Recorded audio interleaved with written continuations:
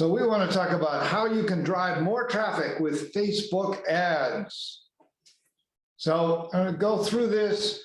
I'm going to talk a little bit about your marketing funnel and how Facebook ads fit into your marketing funnel. And then how you would design a digital advertising campaign and specifically designing a Facebook ad campaign.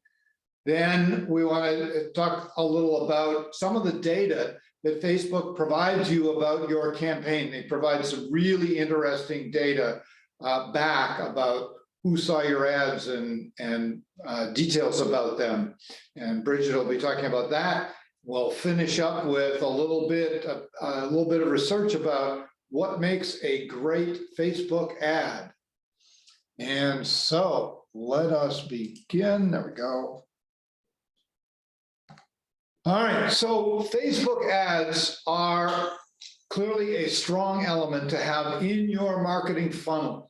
For anybody who's not familiar with the notion of a marketing funnel, the idea is it's a metaphor of a funnel in which we're getting prospects in at the top, and as they move through the funnel closer and closer to converting finally into active customers. Everybody needs to build a funnel or multiple funnels to attract, engage, and convert the public into your customers. So some simple examples of funnel designs, all of them based off of using a Facebook ad at the top of the funnel. Facebook ads are really most suited to the top of the funnel, to generating prospects and creating awareness. So we might, in the first one shows using a Facebook ad to drive people to your website, exactly what the title of this talk is. And then from your website, they would engage and then eventually convert into purchasing. So that's one, a fairly short funnel. Another slightly different funnel would be to use a Facebook ad to encourage people to sign up for your emails or to sign up for a newsletter that you might be offering. And then they would receive that newsletter. So this funnel is not so much oriented directly towards sales, but to getting people into your sphere of influence, if you will, from which they can eventually convert. And the third funnel is a little longer funnel using a Facebook ad to get them to sign up for an email campaign that is designed specifically to have them convert into purchasing. Another version, which is a step for the next topic that I want to take up, not tonight, but we'll take this up in January, is building a long funnel. So we might think that we can put an ad out there and that's going to be enough to get people to purchase, but it pretty much does not work that way. The long funnels are designed to convert people, to take them from not being aware of your product to becoming aware at multiple levels and eventually to have them convert. So therefore the long funnel with many, many touches. Many of you have heard the quote, it takes 9 touches to convert someone into being a customer. And so the long funnels are designed to do that. So this one starts with a Facebook ad, sends them to a special landing page on your website from which they can sign up for a series of emails that will each provide them value. You might offer them the opportunity to head straight to your website and purchase right there. Always be closing, right? Is the watchword. But if they're not ready yet, if you can funnel them into an email campaign that moves them closer and closer to being ready to purchase, and then they can go to your website and make the purchase if it's there. Or it could be to your store that you're sending them. So this is a longer funnel with more touches available in it. But all of these funnels being started off by Facebook ads. So how would we build an ad campaign for any of these funnels? Let's start with talking about a general digital advertising campaign. A set of steps that would get us there would be to, first of all, set objectives, then set goals, then define our audience and our messaging for the audience, or it could be multiple audiences with messaging for those multiple audiences. Choose what ad platforms we're going to use, and then design the specific ad, schedule the campaign, monitor it as it is running, and then measure the results. And of course, rinse and repeat. Go back and use what you learned in that campaign to design your next campaign. So let's look at some of these steps. Let's start at the objectives level. Now, when we talk about setting objectives, we're not talking about measurable objectives here. We're talking about general objectives. Are we needing to create awareness in the marketplace about the problem that our product solves? If people don't understand the problem, they're not going to listen to your pitch for your product. So you might be needing to educate them about the problem. Or they may know that the problem exists, but be unaware that there are solutions out there. So you may be dealing at the level of solution awareness. Or your objective might be more around brand awareness. They understand the problem. They know there are solutions out there.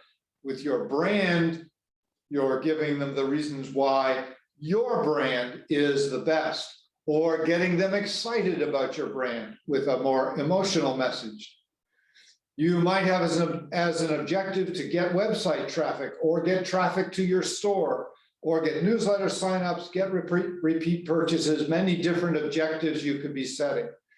But it's important to set those objectives because taking a little page out of Alice in Wonderland, one of my all-time favorite books.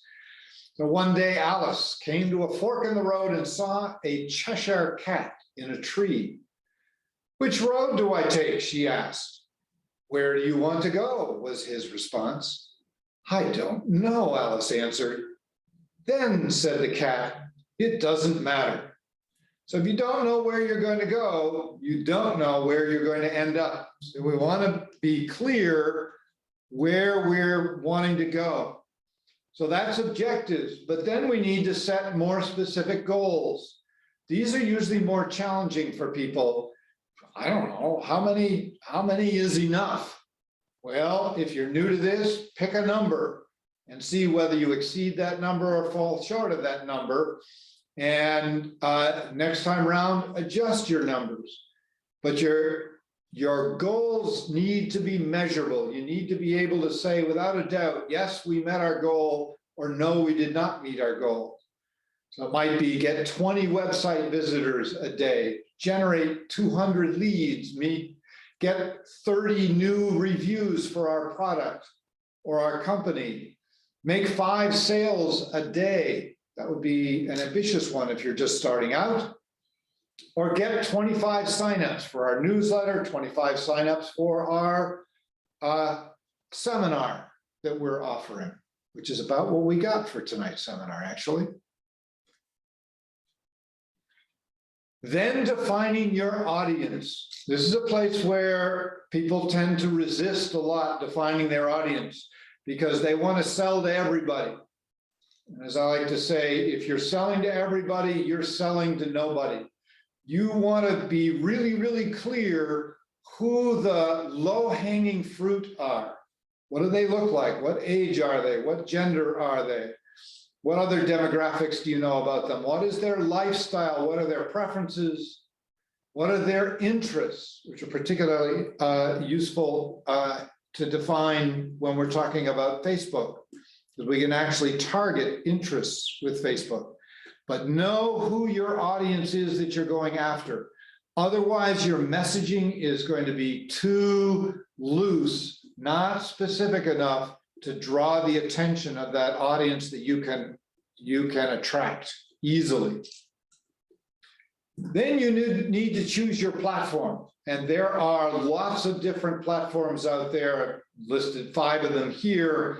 There are certainly more platforms you could be using. We're obviously going to be focusing on Facebook, but I want to take a moment to do a quick comparison of Google and Facebook because it'll help us to understand what's the difference. These are two very different platforms. Facebook is paid social if you're advertising on Facebook. Google is paid search.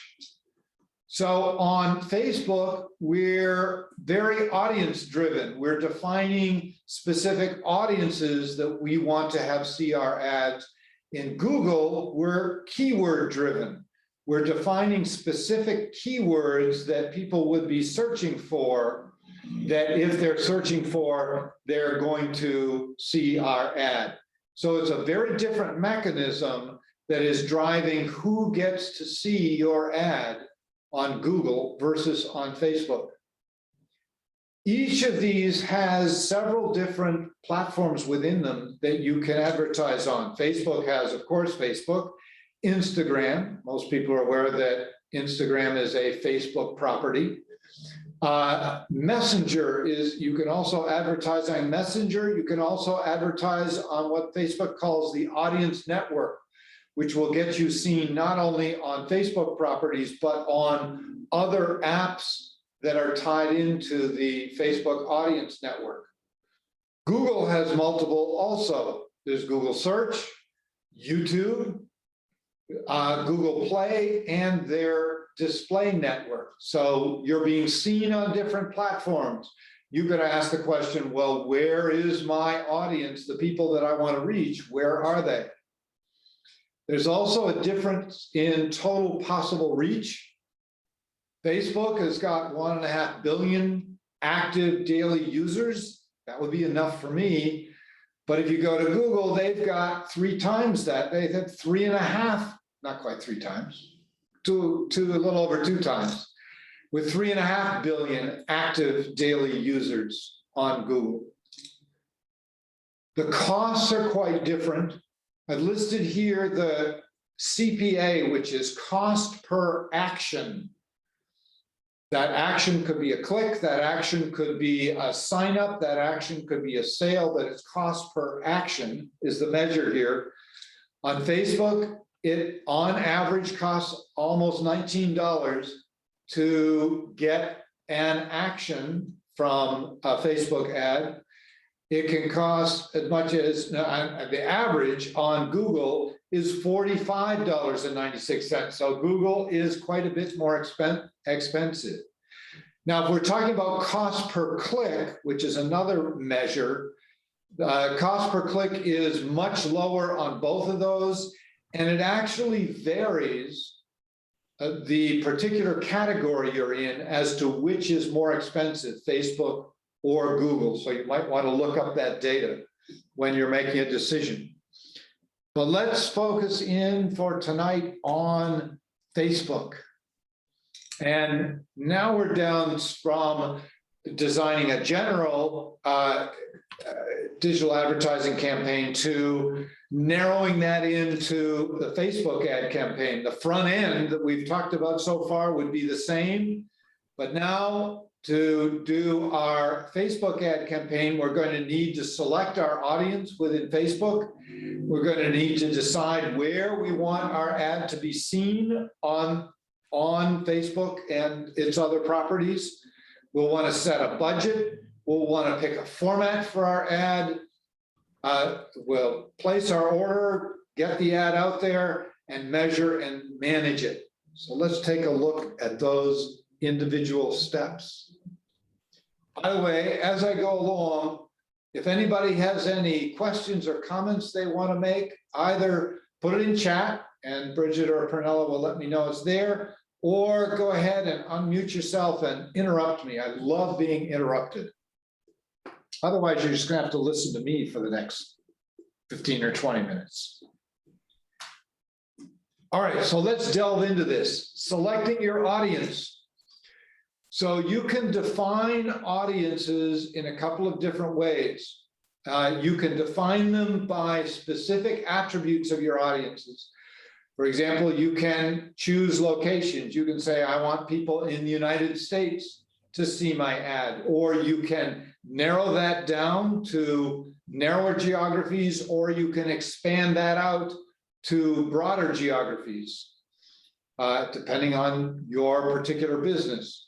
You can also define audiences around demographics like age. Bridget had mentioned before, the test she had run was 18 to 65. This one is setting up for 18 to 30. You can choose the ages, you can choose the gender, all gender, just men, just women. You can choose languages, you can choose other demographic selectors for the audience. You can also create custom audiences, or what they call lookalike audiences. And I want to spend just a moment on lookalike audiences because those are interesting. If you have established an audience either through people who have purchased previously or people who are active viewers of your followers of your Facebook page, you can create a lookalike audience. You can say, I know that these people have bought my product, so I want you to show ads, Facebook, I want you to show ads that to people who look like these people who I already know purchase. That's what lookalike means. So Facebook is going to show the ads to people who look like your audience. So you're going to upload to Facebook a list of people. You're going to say, here's the people that I want you to, not who I want you to show the ads to, but I want you to show the ads to people who look like these folks.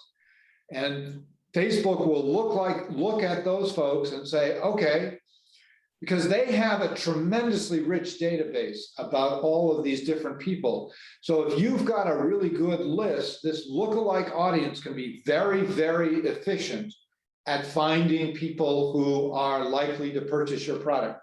And remember, you want people who are likely to purchase to see your ad, because you're paying for everybody who sees your ad. So if your ad is being seen by people who are unlikely to be interested in it, you're wasting your ad dollars, and you don't want to waste your ad dollars.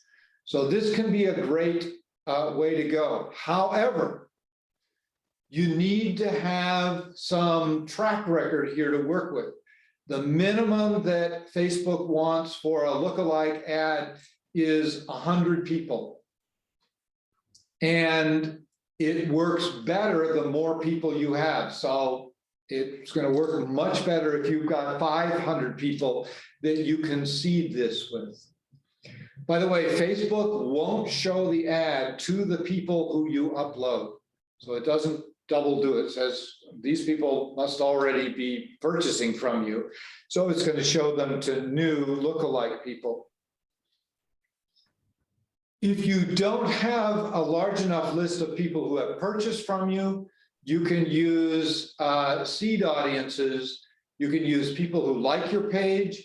You can use people who have engaged with your posts. You can have people who have either submitted a lead, they've signed up for a newsletter for you, or maybe they've added a product to the cart, to a cart at least, that allows you to expand from people who actually finish their purchase. But you want to use people who are as close to the bottom of the funnel as possible. Remember, top of the funnel are leads. That's what we're trying to generate with our ads. The bottom of the funnel are people who have purchased. The closer you can get to the bottom of the funnel, the better your data is going to be in guiding Facebook. All right, next step. We're going to decide where to run your ad. Now, you can have some control over where your ad is going to be shown, which properties, certainly, but also where it gets placed in the feed, in the right-hand column, which is generally recommended. Don't go there because the right-hand column is kind of says do not read on it. So that may not be an effective place to be.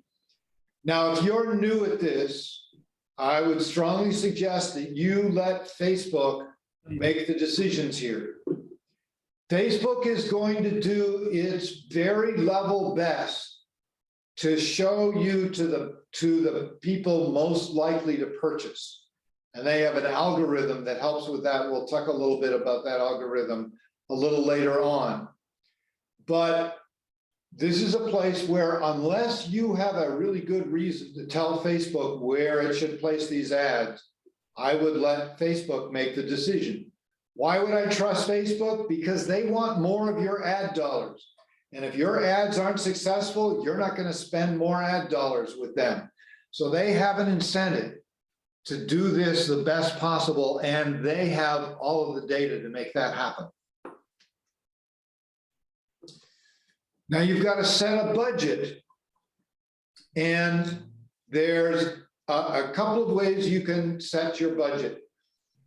One, and the way I would generally recommend, is to set a daily budget. Here's how much I want to spend every day. And Facebook will do a pretty good job of staying within that number. Some days it won't make it all the way to that number. And we'll talk a little later about why that would happen. You'd think they'd want to spend all your money, but they may have spent somebody else's money instead.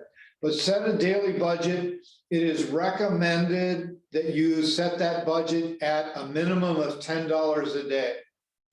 That keeps it pretty inexpensive, but it gives enough reach for your ad to have some effect. You can do more. You can do $1,000 a day if you want. I wouldn't start there. I would start at $10 a day and ramp it up when you know you've got things working. You can also decide to run your ads until you tell Facebook to stop, or to set a start and end date. I would recommend, for control purposes, to set a start and end date, but don't run your ad for 3 days. You want to run your ad for 10 days to 2 weeks. And that's because Facebook is going to spend the first 2 to 3 days that it's running your ad learning about who's responding to your ad. And so you've got to give the algorithm time to learn and get better. The longer you run the ad, the better Facebook will get at targeting people. So give it some time, give it 10 days to 2 weeks. So if you ran $10 a day for 10 days, that would be a $100 ad spend, which is a fairly small ad spend as ad spending goes. Pretty much affordable. Okay, so you're going to set that budget and the schedule. Then you need to pick a format. Several different formats that Facebook allows. So let's take a look at those. The one we're all familiar with, the single post photo post, the one that we all do every day on Facebook and Instagram. We take a picture of our dinner. We think people will be really excited about how lovely our dinner looks. So we post it on Facebook, or we post it on Instagram to get people's attention. Well, a single photo post ad works very similarly. There's some other things you can do with this. You can create an offer on that ad. You can create links on that ad to get them to your website. But it's a single picture and with text. By the way, I'm not sure this is a wonderfully designed ad, but we'll critique ads a little bit later. Second kind is to do a video post, where you're going to embed a video into your post. Video posts can be very, very effective if you can create a decent video, and this does not need to be cinematic quality by any means. If it has a little bit of a homegrown feel, that may actually be a good thing. But people love video, so don't be afraid to use video posts. Generally short videos, not long ones, 10 to 30 seconds generally. So that's the second kind. A third kind, give people a little more variety, is a carousel post. And here you're putting several different photos up there and allowing those photos to run through the ad in a carousel fashion. So if you've got multiple pictures that are each interesting and each a little bit different, this can be a very effective kind of ad, and it's fairly easy to put together. The final one, what Facebook is now calling the instant experience. Up until recently, they were calling it Canvas posts. This one allows you to put up a full photo and have multiple pages to it. Everything that I've read about this, I've actually never built one of these, but everything I've read, folks have been saying it's not worth the effort.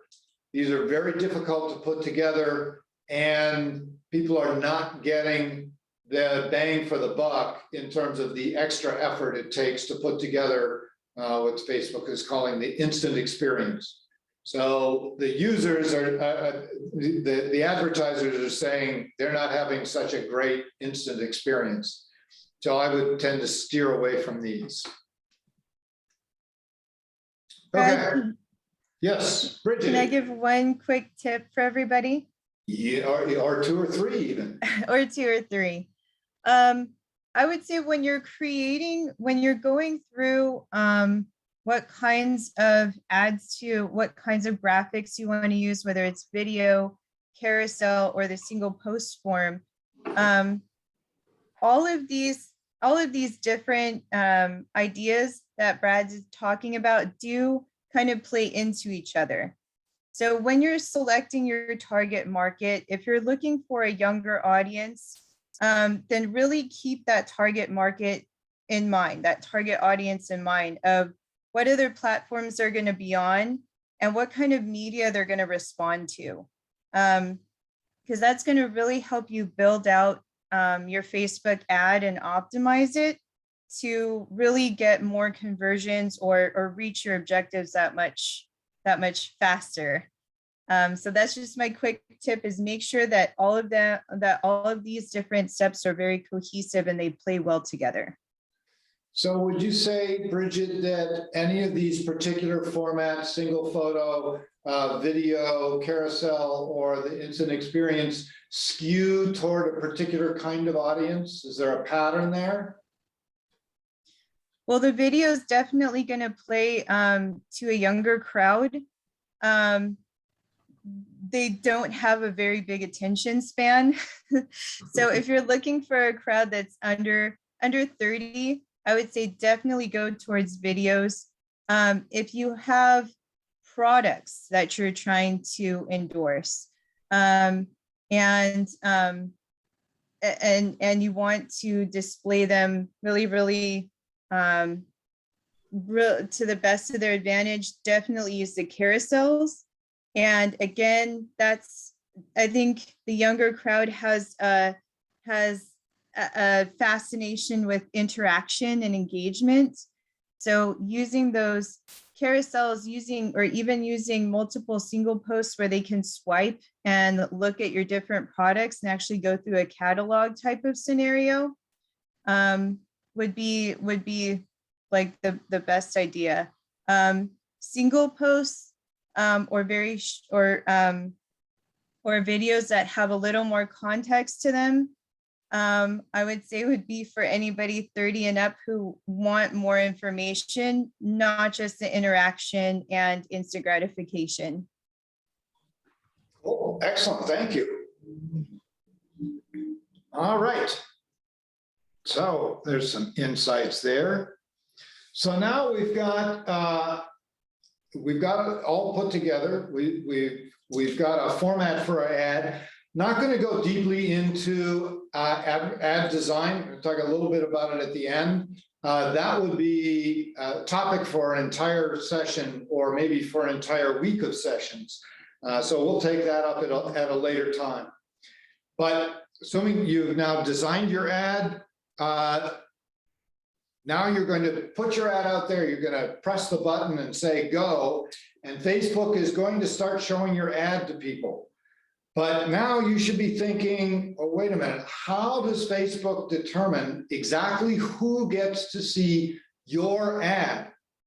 Because you've said, hey, I want this audience to see my ad, but that does not mean that everybody in that audience is going to see your ad, because there are competitors out there who also want their ad to be seen by those people.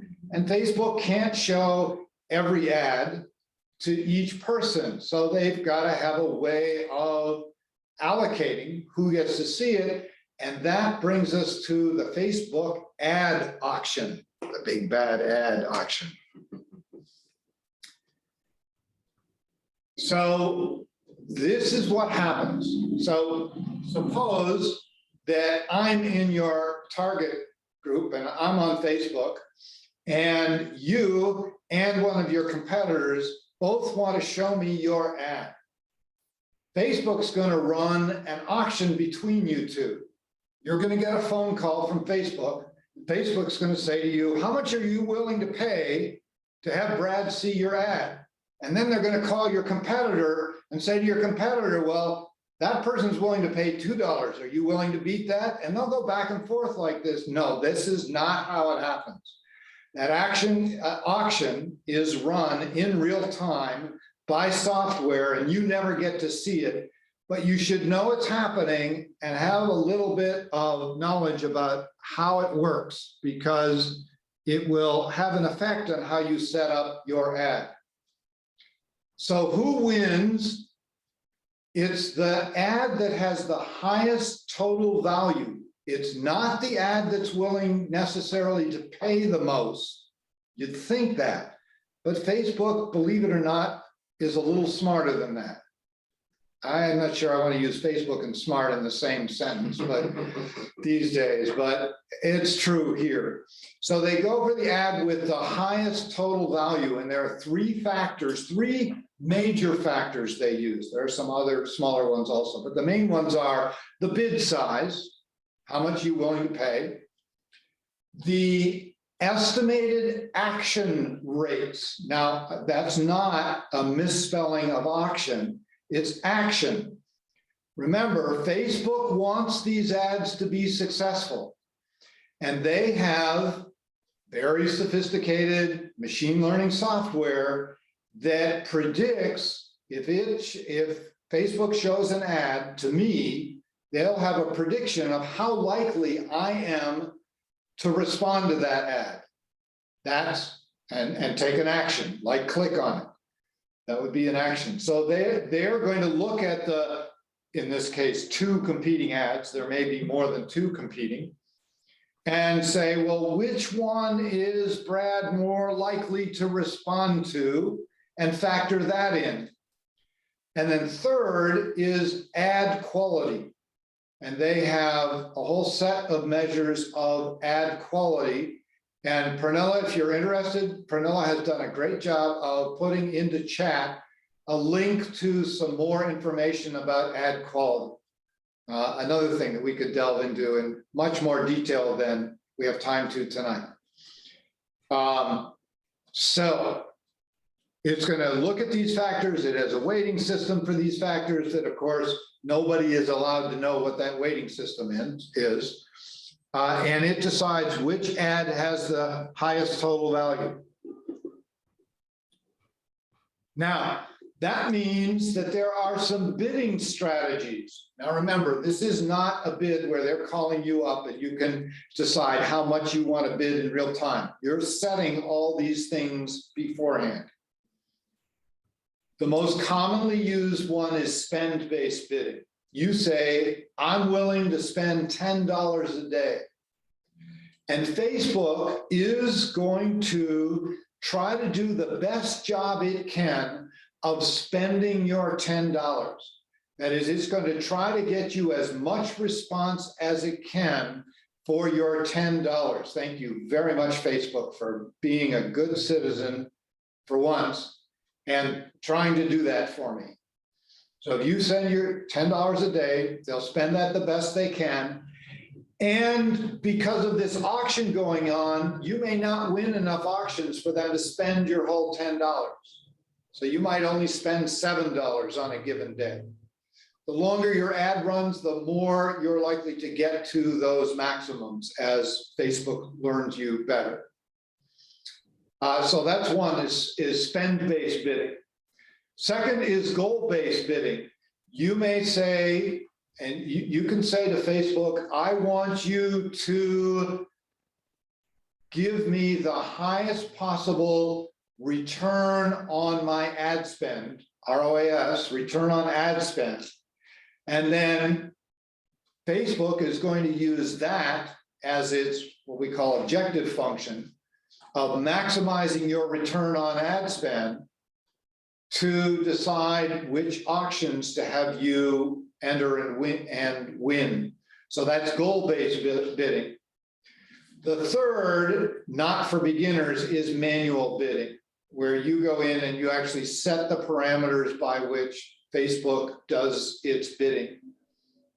If you're just starting out, I would assume most of the people in this seminar are fairly new to this, I would encourage you to use the simplest of these, the spend-based bidding. Tell Facebook, here's your $10 a day, spend it the best way you can, and let Facebook's algorithm do the thinking. As you get more experience and as your ad spend goes up, you might move to goal-based bidding. If you get really, really experienced, you might move to manual bidding. Or if you're a quant freak and you can figure all this out, you might move to manual bidding. But I generally would not recommend it. I'd recommend staying with the spending-based bidding. Under each of these, by the way, there are some other options, nuances to these types of bidding. Again, you can get yourself tied up in knots trying to figure those out. If you like doing that, that's great. Otherwise, $10 a day will do you quite well. So I mentioned that there's this learning phase for Facebook, that the first 2 or 3 days it's running your ad, it's learning. It is showing your ad to people. It is watching how they respond. It is looking at all of the variables that it knows about the people, those people. And we all know that Facebook knows a lot more about us than we would like. So it's using that to run its algorithms and to learn or get more efficient at which people to show your ads to. So you want to give it that time. And this is why the recommendation is to run your ad for 10 days to 2 weeks to get the best results. You should see the effectiveness of your ad improve over most of that time. You'll see it improve early on and then level out. And then you can decide, is it being effective enough to keep running, or do I want to run another one? But if you're running a test ad, don't, for example, test an ad for 1 day and see what it does. That's not the best test of the ad. You need to give that ad a week to 10 days at least, preferably 10 days to 2 weeks, and try multiple ads and see which ones are most effective.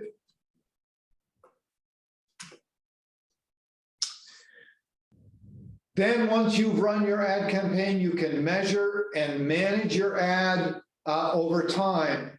And a couple things. Bridget's got a section here. I want to say one thing before that. I want to talk about some measures of cost and effectiveness that you should be familiar with, because if you get into doing Facebook ads or any kind of digital advertising, you're going to get these terms thrown at you. You should understand what they mean. Cost per click, you hear that all the time. In Google Ads, in particular, what you're paying for is for the click. You don't pay for the ad. There is a version in Google in which you don't pay for the ad unless somebody clicks on it. There are other versions also that run differently. But looking at what your cost is per click is a very good measure. Now, it used to be in advertising, we'd look at the CPM, or cost per thousand impressions. An impression means somebody got shown your ad. It doesn't mean they saw it. It means they got shown it. It means that it showed up somewhere in their visual sphere. But you and I know we don't pay attention to everything that gets into our visual sphere. So in the old world, where it was ads in magazines or ads on TV, we had no way of responding immediately to that ad. So advertisers couldn't measure something as cool as cost per click. With cost per click, you know somebody has responded to your ad. They've taken an action and clicked through to your landing page, for example, which is what you were trying to have your ad do, is to get the right people to click through to your landing page. So cost per click is a very common measure of the effectiveness of your advertising and the cost of your advertising. Another one is cost per action, which includes other actions beyond just clicks. It could be signups, it could be actual sales, but cost per action. Remember when I showed you the data for cost per action earlier, it was pretty expensive. $18 for Facebook, $35 for Google, but now we're not talking just clicks. We're talking about actions that have much more value to the company. A third one, and now we're getting into returns, measuring returns, return on investment. Return on investment is a little bit difficult to measure because there's a lot more that goes into your investment in advertising than simply the cost of the ad spend. So more commonly used is the return on ad spend, or ROAS, which if you happen, like me, to be a fan of what was that show, the movie years ago? Princess Bride. Some of you will remember Princess Bride. Those were ROUSs. Those were rodents of unusual size. These are ROASs, return on ad spend. So if you spend $1,000 on advertising, how much do you get back in sales? And that gives you your return on ad spend.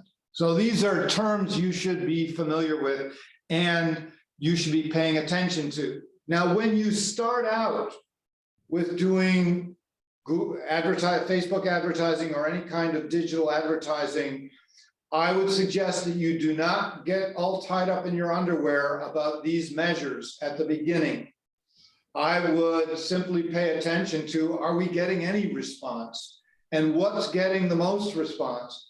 Until you've started to hone your ads to the point where they become effective enough that you can start to ramp up your ad spend and have these numbers become really meaningful.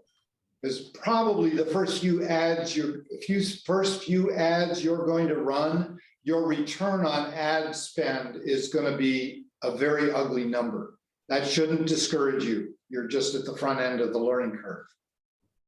All right, let me move on to some data, cool data that Facebook provides you.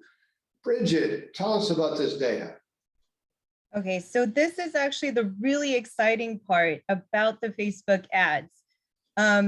You would think seeing like sales come through, conversions come through, but when you're creating your very first Facebook ad, these are the numbers that are going to get you really excited because it's going to give you data and analytics of who you're actually reaching and how you can better optimize your Facebook ads in the future.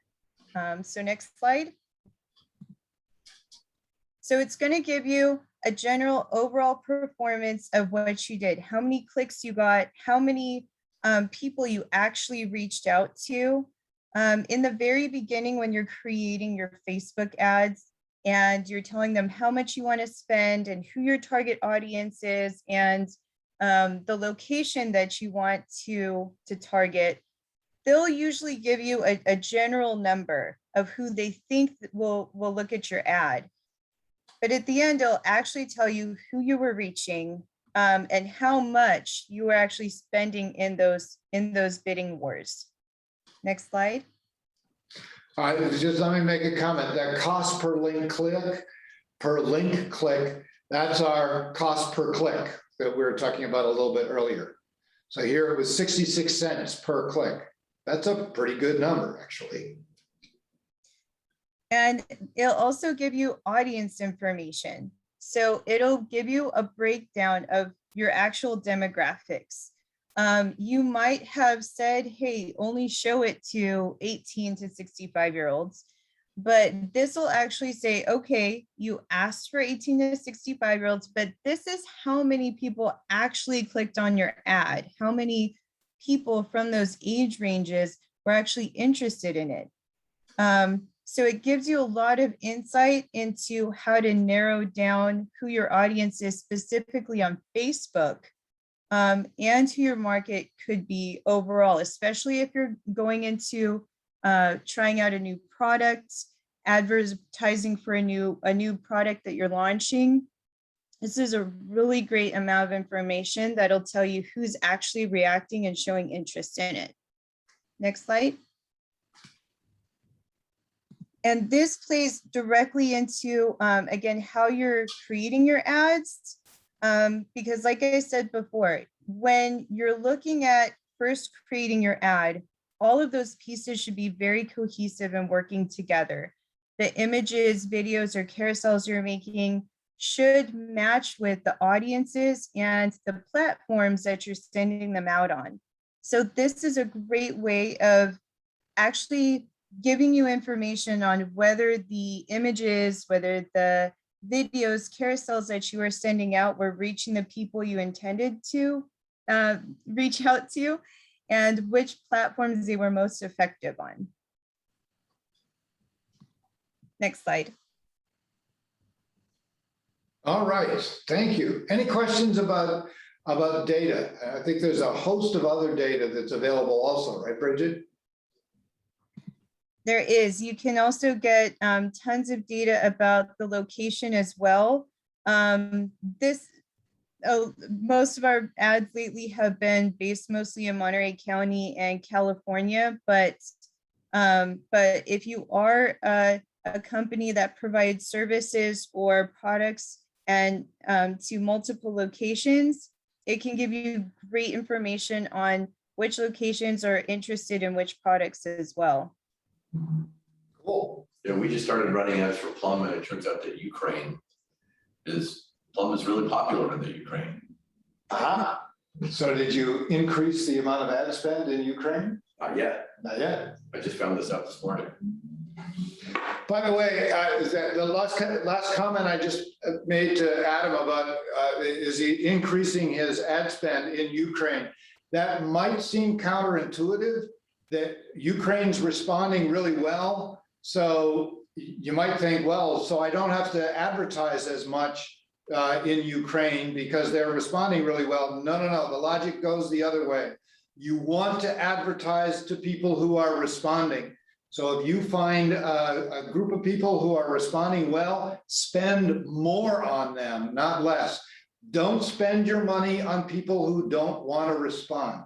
That's a very common mistake in advertising. All right, so let me finish up here with just a little bit about what makes a great Facebook ad. There's some research out there that's been done, and here's some observations. Some of these are a little counterintuitive.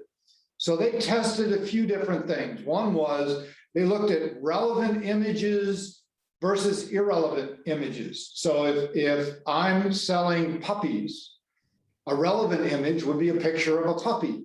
An irrelevant image might be a picture of a sunset. And what they found was that it doesn't make no difference whether the image is relevant or irrelevant. What they did find was that the beauty and uniqueness behind the images overshadows their irrelevance. That is, use engaging pictures and images. Don't use boring ones. The ability to stand out. Remember, advertising on Facebook, it used to be a unique thing. It's not. Everybody's advertising on Facebook. So it's a very crowded place. So you need to stand out.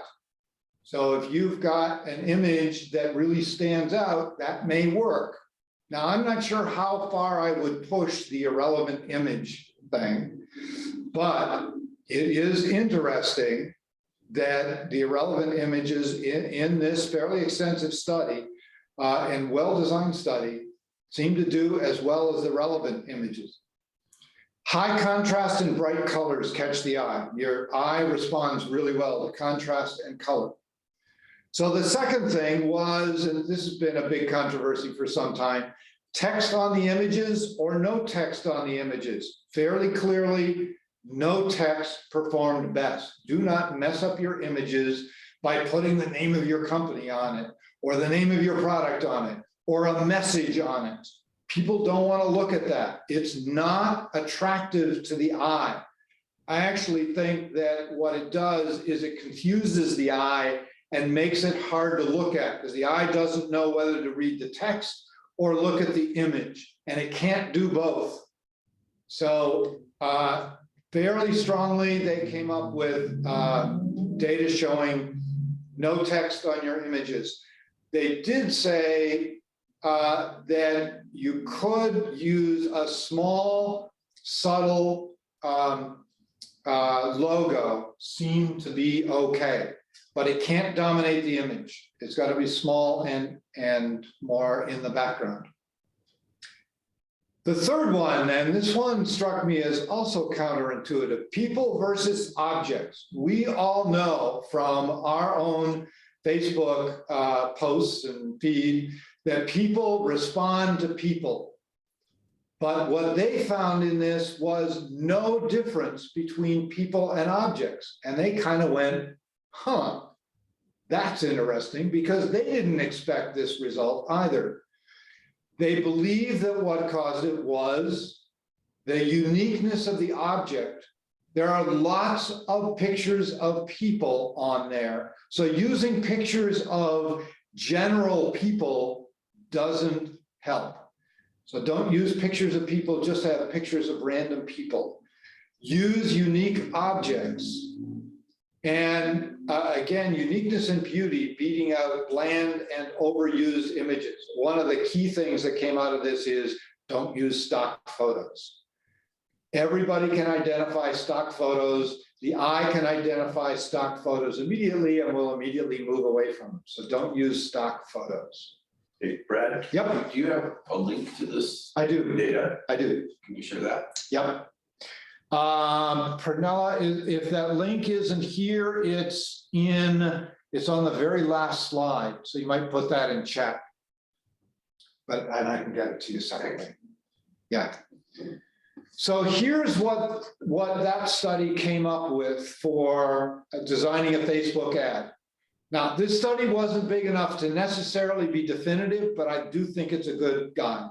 The first one is be unique. You need to stand out. Don't use common images. Use simple, eye-catching images. That is generally a marketing principle. Simple beats complex. It beats it on labels, it beats it in ads, it beats it in text. Keep it simple. Make it easy for people to process, and then interesting. Make sure your messaging is clear to all target users. I strongly urge you to have people who know nothing about your product proofread your messaging to make sure that it is understandable to the common person, unless you're addressing a really technically sophisticated audience. If your audience is PhDs, then you can use PhD lingo, but don't use jargon as was just put into chat. Absolutely. Use relevant products or objects instead of people. Don't get stuck on, oh, I have to use people, so I'm going to find stock images of people. If you've got relevant people, that's good. One of the most successful Facebook ads we ever did with Granite Creek was a photo of the founder at a trade show. And of course, all of his friends and everybody recognized him, shared it and responded to it, et cetera. I don't know that those were relevant purchasers who responded, but it did get a lot of response. But relevant projects or products or objects can be at least as effective. Avoid text on the images, but smaller discrete logos can work. That doesn't mean avoid text in your ad. Generally, I wouldn't use too much text in your ad. You do not want to write the great American novel, but periodically you can use longer form text. Right, one of the most famous and successful advertisers of all time believed very much in long form text. Now, he was doing print ads, and this was 50 years ago, but he believed in giving people the information they need. In these days, may not work quite the same, but check and see. It may depend on what product you're offering also. And the sixth one, test everything before you invest long-term. Do not come up with an ad that you think is going to be great and throw $1,000 behind it unless you're willing to throw away $1,000. Test that ad with a limited test, limited amount of money, and see whether your public, your audience responds to that ad the way you think that they're going to respond to that ad. The beauty of digital advertising is the ability to test, to do what's called A/B testing, to test out small changes in an ad. Use one word instead of another, use one phrase instead of another, use one photo instead of another, run them both side by side and see which gets the most response. Let the data drive how you advertise. Couple things for final thoughts. We'll throw it open to questions and discussion. If you're new to this, experiment. If you're not new to this, experiment also. But what I mean by experiment here is not just A/B testing, but when you delve into Facebook advertising, you're going to find that what we've presented here is very simple compared to what a maze Facebook advertising actually is. Don't get lost in the maze. Try one thing, try something else, see what works. You don't have to try everything. Life is long, you'll have the opportunity. And besides which, by the time you get around to trying something, Facebook will have changed it anyway, because that happens all the time. So experiment and don't try to do everything. See what works. Keep it simple. Try one or two things at a time. Otherwise, you're just going to get lost in the thicket that is Facebook advertising. And with that, I'm going to bring the presentation part of this to a close. Does anybody have any questions they want to ask, comments they want to make, information they want to put in? Audience always has cool stuff to say.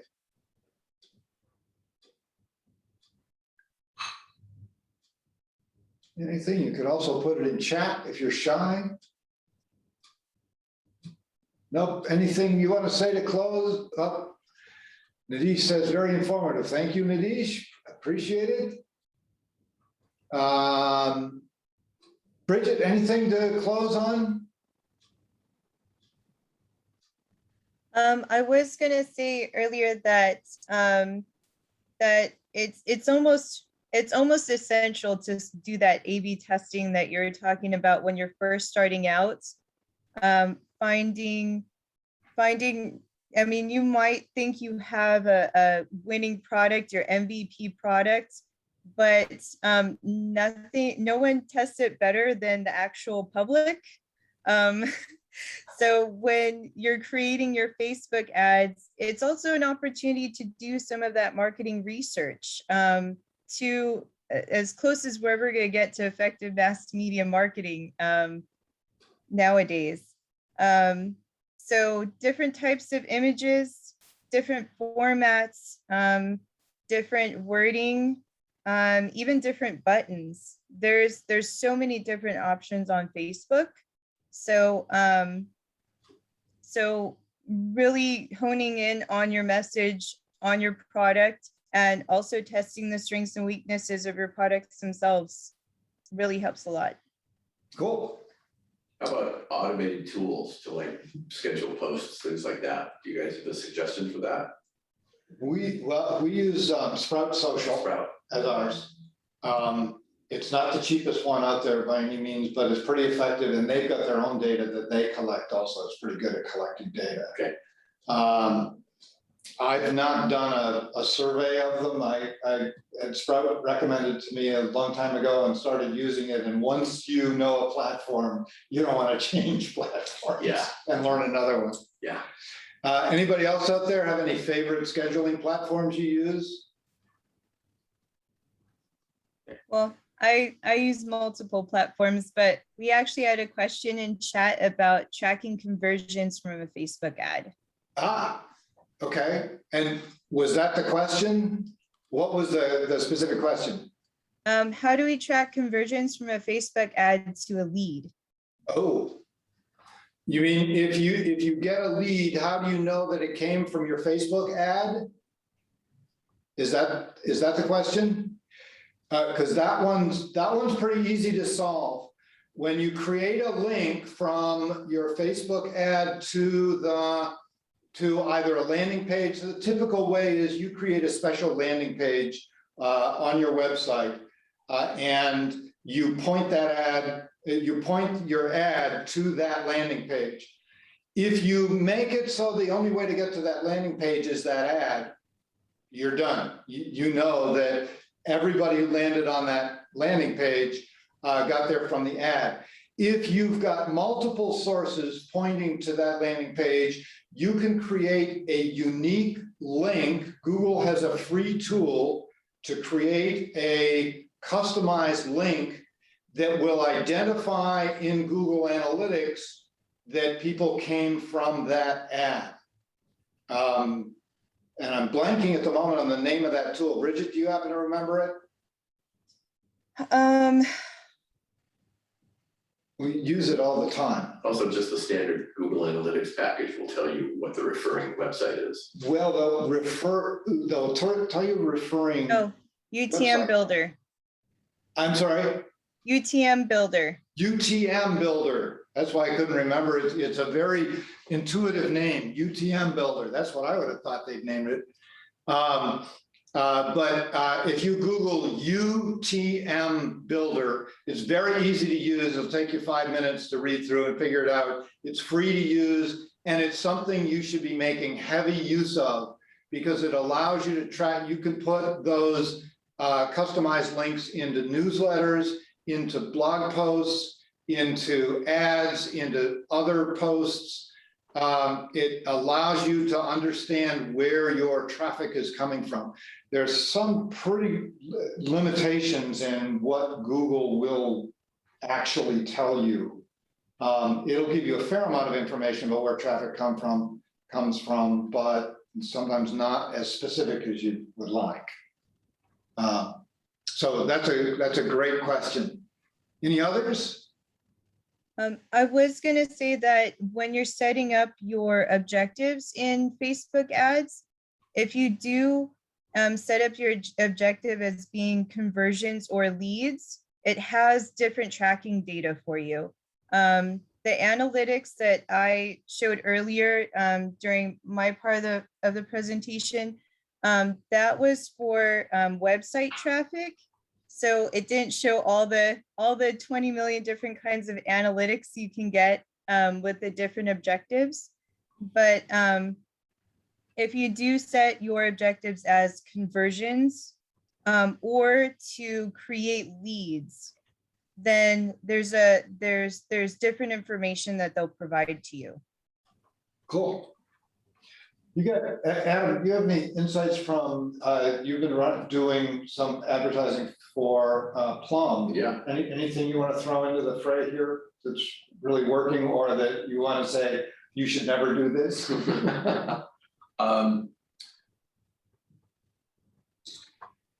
don't choose the Facebook automatic stuff. Like when I started, I did the smart audiences. Yeah. And I actually got contacted by Facebook last week and they're giving me 3 hours of free training every Friday. And I had my first session last Friday and they took me through how to choose an audience and how to choose interests from that audience. And it's made my ads much more effective. Oh, that's great. And, you know, even before, I mean, I had 1,800% growth in Plum from August to September. And that was the first month I started running ads. But this month is going to be even better because I'm really getting those ads really well targeted. So you're moving yourself up the learning curve and understanding all of these. Yeah. Exactly. Yeah. Exactly. So take some time to play and experiment. I think Brad's exactly right. And, you know, start out small and as you learn, spend more. Yeah. I think. As you learn, spend more. Yeah, don't spend more right off the bat. That's great. All right, so there's some references here. By the way, as I said, this is being recorded. It will, in a couple of days, it will be live on our website. These references, and I believe that several of these have shown up in the chat as we've gone along. The one that you were interested in is the medium.com one. We tested 48 Facebook ads and all the, was where that came from. By the way, Facebook, the one on here, the facebook.com/business/ads, Facebook has quite a bit of really useful guidance on how to do this, kind of at the beginner level all the way through. And as Adam just alluded to, if you start doing reasonably serious Facebook advertising, Facebook will give you assistance, like real people assistance and guidance on how to do that well. I don't know if they like their users, but they certainly like their advertisers. Yeah, I'm not even spending that much. I think I'm spending $15 a day. And they got in contact with me after a couple of weeks and said, would you like some training? Wow. You were doing that badly, but then. Yeah. This guy needs help.